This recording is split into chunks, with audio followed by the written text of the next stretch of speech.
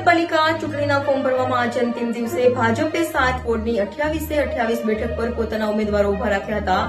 જેની સામે કોંગ્રેસ અને આમ આદમી પાર્ટીને 7 વોર્ડની 28 બેઠકો પર પૂરા 28 ઉમેદવારો પણ ના મળતા ચૂંટણી પહેલા જ ભાજપ વિજય થયું હોય એવા દ્રશ્યો સર્જાયા હતા. જુઓ ચૂંટણી પર આ અહેવાલ. આજ સુધીના ઇતિહાસમાં સોનગઢ નગરપાલિકાની ચૂંટણી પહેલીવાર ખૂબ જ નીરસ બની રહી છે એવા સંજોગો સર્જાયા હતા, જેમાં આવનાર 16 ફેબ્રુઆરીના રોજ સોનગઢ નગરપાલિકાના કુલ 7 વોર્ડમાં 28 બેઠકો માટેની યોજાનાર ચૂંટણી માટે આજે ઉમેદવારી ફોર્મ ભરવાનો છેલ્લો દિવસ હતો, જેમાં ભારતીય જનતા પાર્ટીએ 28 બેઠકો પર પોતાના ઉમેદવાર ઉભા રાખ્યા, જેની સામે કોંગ્રેસના આમ આદમી પાર્ટીએ ચૂંટણી પહેલા જંગ હારી ગયા હોય તેમ 28 બેઠક ઉપર ઉમેદવારો પણ નહીં શોધી શક્યા હતા. ઇતિહાસમાં પહેલીવાર રાષ્ટ્રીય પક્ષ કહેવાતા કોંગ્રેસ પાર્ટીને સોનગઢ નગરપાલિકામાં લડવા માટે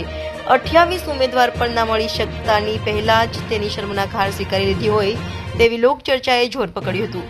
જેમાં વોર્ડ નંબર 5 માં તો કોંગ્રેસમાંથી માત્ર 3 જ ઉમેદવાર ઉભા રાખી શકી હતી, ત્યારે એક મજબૂત વિપક્ષની ભૂમિકા પણ આ કોંગ્રેસ પાર્ટી કેવી રીતે નિભાવી શકશે તે અંગે પણ સવાલ ઉભો થઈ રહ્યો છે.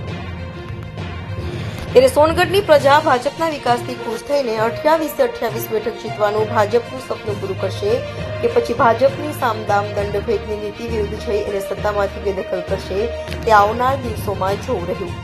અને નગરમાં તો એવી ચર્ચાએ જોર પકડ્યું છે કે કોંગ્રેસ પોતે જ પાછલા બારણે setting.com કરીને ભાજપને જીતાડવા ચોકઠા તૈયાર કરી રહી છે, કારણ કે જે વોર્ડમાં આ વખતે ભાજપને જીતવું અઘરું પડી શકે તેમ હતું તેવા વોર્ડ નંબર 5 માં બધી તૈયારી છતાં કોંગ્રેસના મજબૂત નેતાના પુત્રએ ફોર્મ ના ભર્યું અને અત્યાર સુધી જે ફોર્મ ભરાયા છે તેમાંથી પણ આમ આદમી પાર્ટી અને કોંગ્રેસના ઘણા ઉમેદવારો માત્ર પૈસા લઈને ફોર્મ પાછું ખેંચી લેશે. એટલે ફોર્મ ભર્યું છે પણ એવા લોકોએ યાદ રાખવું જોઈએ કે આ પબ્લિક છે, આ બધું જોઈ રહી છે. જો ઉમેદવારી ફોર્મ પાછું ખેંચી લીધું તો રાજકીય અને સામાજિક ક્ષેત્રે તમારી બે કોડીની પણ ઇજ્જત નહીં રહે, એ પણ આવા તકસાધુ લોકોએ યાદ રાખવું જોઈએ. બાકી તો મતદાનના દિવસે પબ્લિક પોતાનો પાવર બતાવશે. રિપોર્ટર કલ્પેશ વાઘમારે, તાપી.